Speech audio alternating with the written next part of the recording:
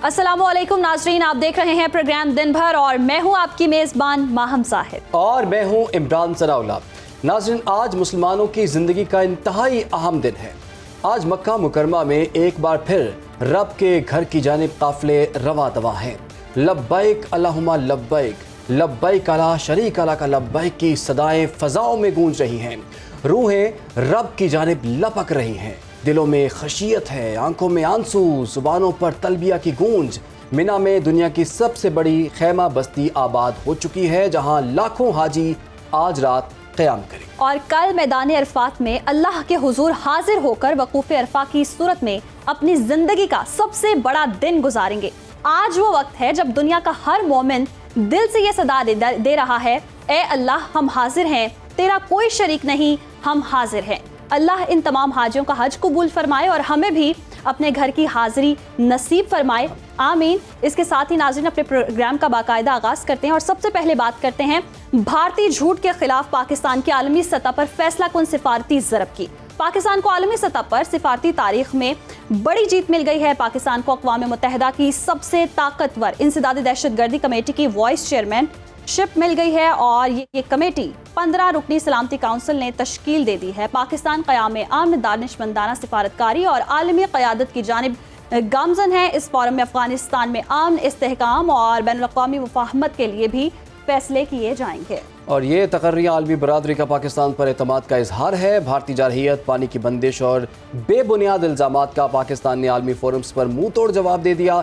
बिलावल भुट्टो जरदारी की क़यादत में पाकिस्तानी सिफारती वफ़द ने अक़वाम मुत्तहिदा, अमरीका और फ्रांस में भारत का असल चेहरा बेनकाब कर दिया। न्यूयॉर्क में बिलावल भुट्टो ने अक़वाम मुत्तहिदा के सेक्रेटरी जनरल असम्बली के सदर और फ्रांस के मंदूबीन से मुलाकातें की हैं और भारत के मसला कश्मीर, भारत का जंगी जुनून, सिंतास मुआहदे की खिलाफ वर्जियाँ और इसके साथ साथ खित्ते में जारी भारतीय दहशतगर्दी के नाकाबिल तरदीद शवाहिद पेश किए हैं। वज़ीर आज़म पाकिस्तान का ख़त भी अक़वाम मुत्तहिदा के सेक्रेटरी जनरल को पेश किया गया है, जिसमें खबरदार किया गया है कि भारत यकतरफ़ा इक़दामात से खित्ते में नया मामूल यानी कि मुसल्लत करना चाहता है, जो कि एटमी तसादुम का पेश खैमा बन सकता है।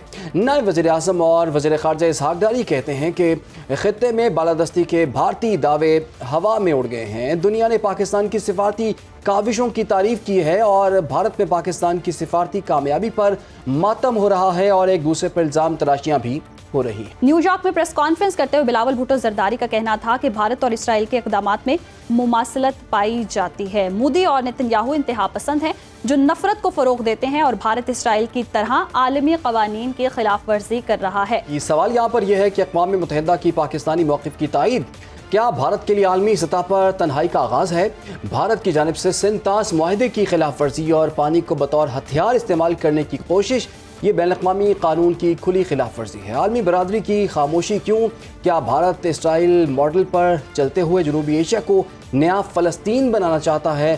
भारत के एक तरफ़ा इक़दामात को न्यू नॉर्मल करार देकर पाकिस्तान ने खबरदार किया कि क्या जनूबी एशिया एटमी तसादुम के धाने पर है? क्या अक़वाम मुत्तहिदा वक्त पर किरदार अदा करेगा? सवाल तो ये भी है कि पाकिस्तानी वफ़द की अमरीका में भारतीय जारहियत को बेनकाब तो कर दिया गया है, क्या वाशिंगटन की पॉलिसी में भारत के ख़िलाफ़ कोई तब्दीली मुमकिन है? जी बिल्कुल, और ट्रंप भारत को खुली छूट देते रहेंगे। इन्हीं सवालात के हवाले से जवाब भी हम लेंगे और हमें इसी पर ज्वाइन किया है हमारे गेस्ट ने भी, GR बलोच साहब, साबिक सफ़ीर। बहुत शुक्रिया आपके वक्त का। सर, कहिएगा, जिस तरह से पाकिस्तानी मौक़िफ़ को सराहा जा रहा है और अब कमेटी के लिए हमें चेयरमैन भी बना दिया गया है, चेयरमैनशिप भी मिल गई है, क्या समझते हैं कितनी बड़ी पाकिस्तान के लिए फ़तह है और भारत को किस कदर तन्हाई का सामना करना पड़ रहा है?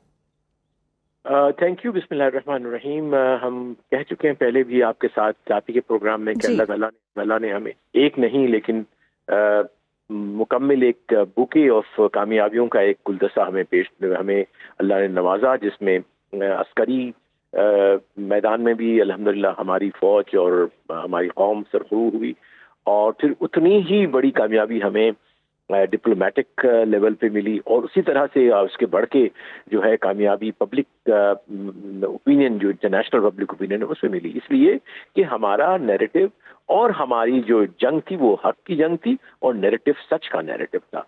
तो जबकि दो एलिमेंट आपके अंदर होते हैं तो उसके बाद फिर आगे आप बनाते हैं और उसी हक और सच के फाउंडेशन के ऊपर अल्हम्दुलिल्लाह एक बड़ी प्रोफेशनल हमारी फौज और प्रोफेशनल हमारे डिप्लोमेट जिन्होंने सच्ची बात यह है, कह सकते हैं हम कि मुकम्मल तौर पे इंडिया को नॉकआउट कर दिया है।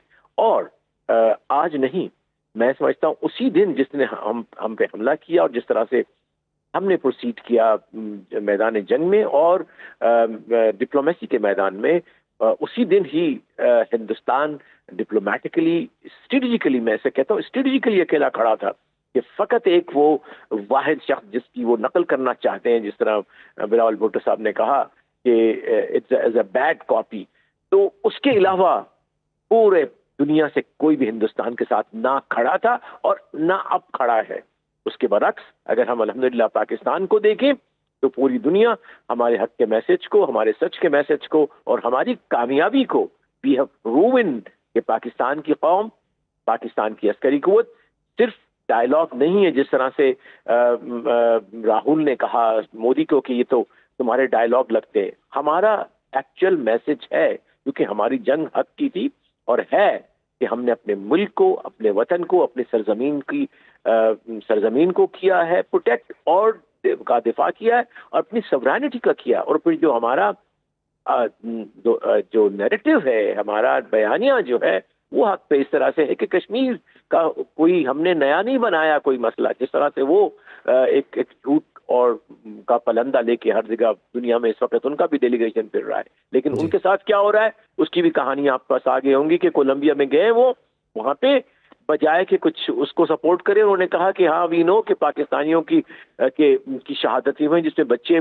और बूढ़े और खवातीन की जो है शहादत हुई है, एंड वी सिंपैथाइज। कोलंबिया की बात है और वो फिर प्रेस में आके कहता है कि हम सरप्राइज एंड शॉक, के बजाय कि हमारी बात सुनने के, ये जो इनका बड़ा गया हुआ था, जो कांग्रेस का मेंबर है, इसका कांग्रेस पार्टी का मेंबर जो है, तो वो इस तरह से उनको वहां सामने इस तरह की सुबकी का जो है वो सामना है।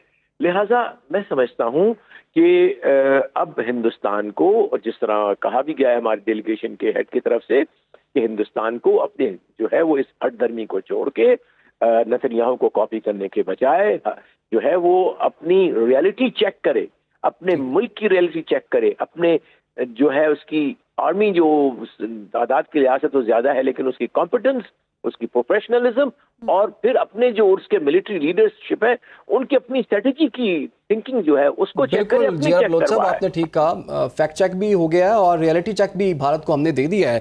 अच्छा, इंटरनेशनल पॉलिटिक्स में बलोच साहब ये कहा जाता है कि कोई भी मुल्क किसी दूसरे मुल्क का दोस्त या दुश्मन नहीं होता, बल्कि अपने मुफादात की तरफ वो जाता है।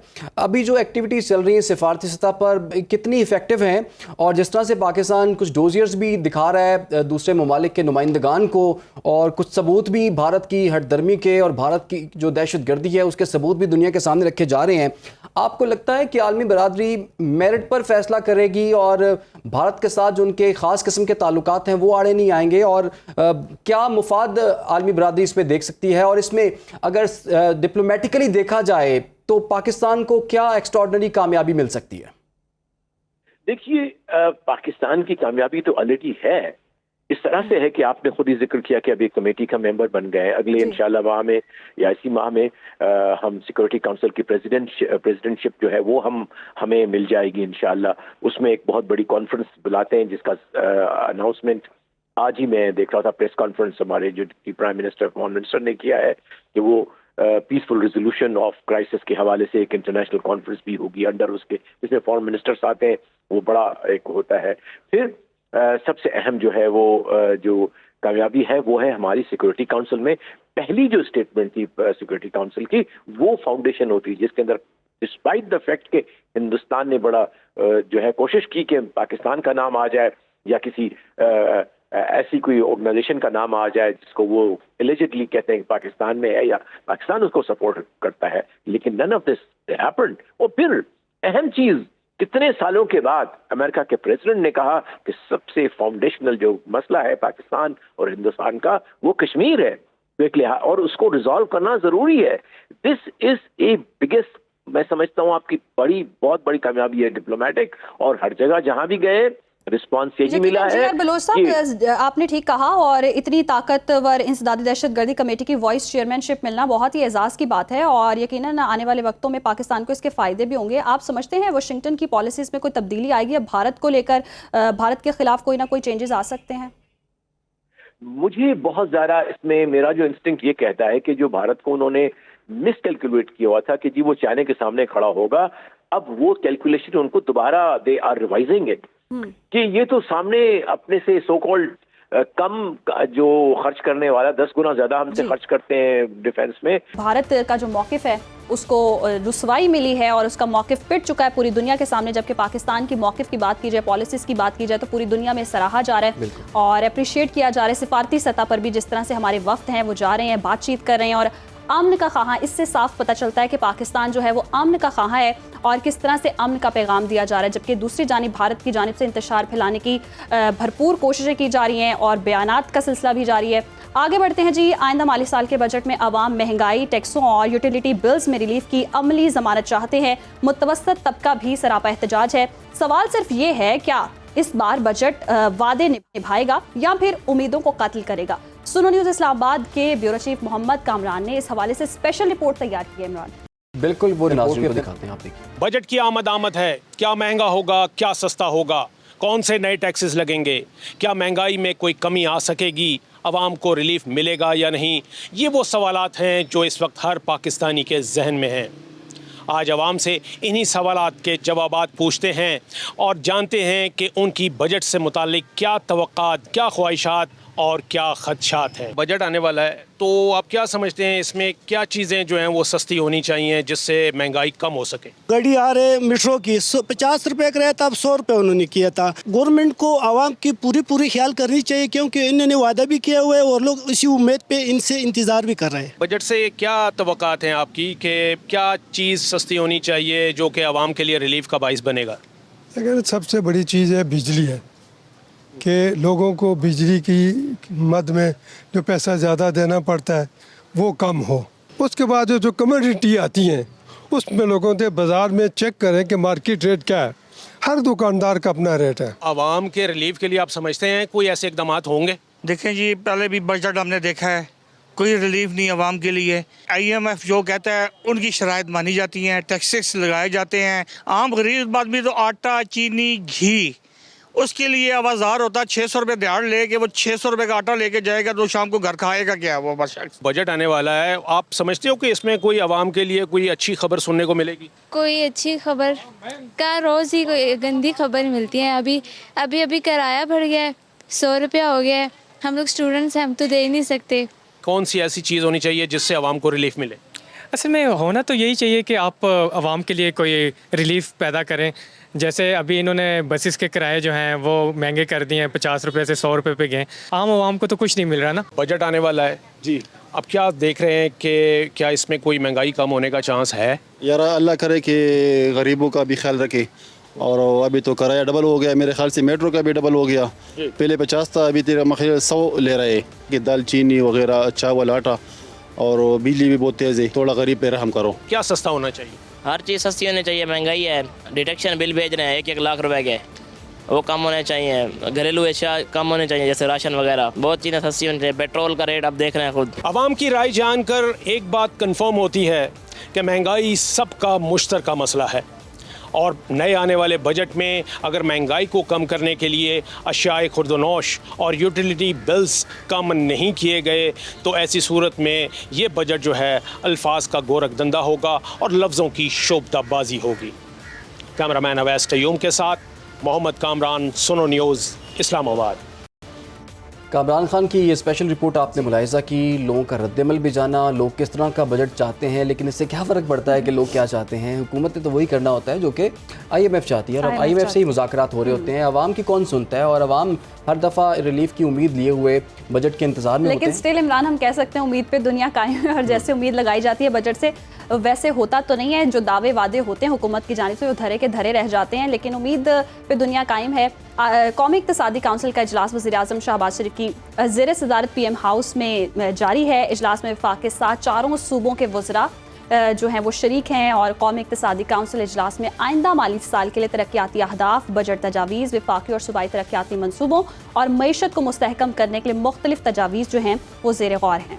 बिल्कुल, और बजट की बिल्कुल तैयारी ऑलमोस्ट अपने आखिरी मराहिल में पहुंच चुकी है। 10 तारीख को ये बजट जो है वो पेश किया जाएगा, उसमें आवाम के लिए क्या है इसी पर बात करेंगे। बाहर मईशत डॉक्टर शाहिद यूसुफ साहब ने हमें ज्वाइन कर लिया है।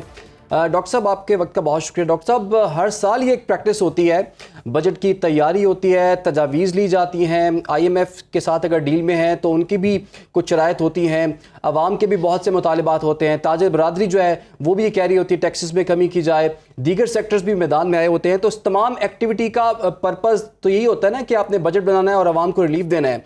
आम आवाम जो है इस बजट में क्या तलाश करे और आने वाले बजट से क्या एक्सपेक्टेशन रखनी चाहिए हमें?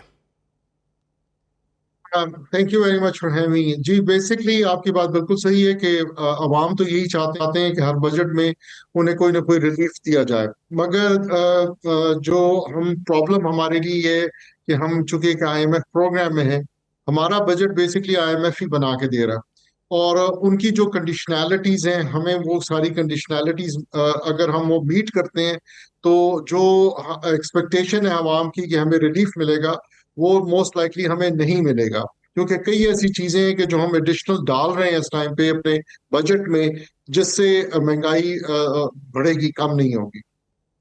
अच्छा, जैसे कि कहा जा रहा है कि अखराजात में कमी की जाए, आमदन में इजाफा किया जाए और इस हवाले से मुज़ाकरात हो रहे हैं, टैक्स इस्लाहात पर भी बात हो रही है, ये कैसे मुमकिन है?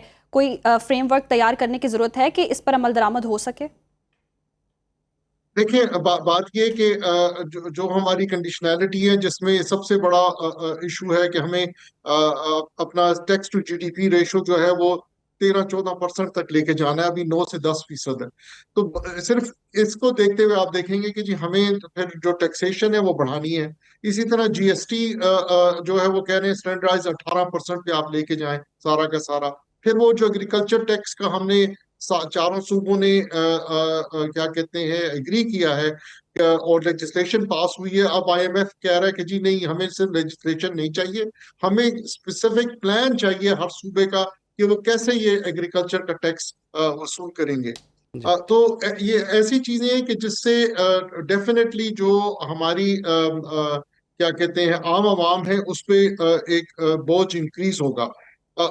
सबसे एक बड़ा जो इशू है वो ये भी है, जो जैसे लोगों ने अभी आपके ये डॉक्यूमेंट्री में भी स्टार्ट में कहा कि जी इलेक्ट्रिसिटी बहुत बड़ा इशू है, इलेक्ट्रिसिटी के बिल। IMF हमें कह रहा है जी आप फुल कॉस्ट रिकवरी पे जाएं, कोई सब्सिडी आप ना दें, आप सर्कुलर डेट जो है उसको हाई ट्रिलियन से तजावज कर गया, इसके आगे वो नहीं बढ़ना चाहिए और आपको बेसिकली ये सारा का सारा जो है वो अपने टैरिफ में वसूल करना चाहिए। तो अगर ये सारी चीजें होती हैं, और ये भी आप दिमाग में रखें कि हम आहिस्ता आहिस्ता बहुत सी अवाम वो सोलर पे जा रही है और जिसका जो एग्जिस्टिंग लोग हैं क्या कि जो डिफरेंट डिस्को से बिजली ले रहे हैं, उनकी बिजली प्रोपोर्शनली फिर उनकी प्राइस बढ़ेगी, क्योंकि कम लोग ज्यादा बिजली का बोझ उठा रहे होंगे। तो ये सारी चीजें जो हैं ये बेसिकली हमें वो जो रिलीफ की हमें एक्सपेक्टेशन है आवाम को, वो नहीं आएगी। अच्छा डॉक्टर साहब, हर साल ही कहा जाता है कि हम टैक्स रेवेन्यू से बढ़ाना चाहते हैं, कुछ मज़ीद टैक्सेस भी लगा दिए जाते हैं। हाल ही में हमने देख लिया कि पिछले साल जब रियल एस्टेट सेक्टर में काफ़ी टैक्सेस लग गए, उसका पर्पस तो ये था कि ज़्यादा से ज़्यादा रेवेन्यू इकट्ठा किया जा सके, लेकिन हुआ ये कि वो पूरा सेक्टर ही बैठ गया और वो टारगेट्स भी पूरे नहीं हुए। अभी फिर ज़रूरी टैक्स की आपने बात की है, अभी चारों सूबे मान तो गए हैं, लेकिन उसके बाद कहीं ऐसा तो नहीं होगा कि ये सेक्टर भी बैठ जाएगा और फिर उसके बाद चीज़ें बहुत मज़ीद महंगी हो जाएंगी। हुकूमत के पास असल में पॉलिसी है क्या, और अगर पॉलिसी है भी तो क्या वो डुएबल है या नहीं है? जी, बेसिकली गवर्नमेंट की जो आपने बड़ा एक अच्छा बात की कि पॉलिसी है क्या, यही क्लियर नहीं हो रहा कि गवर्नमेंट की अपनी क्या पॉलिसी है। कि हमने ठीक है लिमिटेशंस हैं, IMF की तरफ से लिमिटेशंस हैं, मगर अब तक गवर्नमेंट जो है डिफरेंट सेक्टर्स की पॉलिसीज नहीं प्रॉपर तरीके से लेकर आ सकी।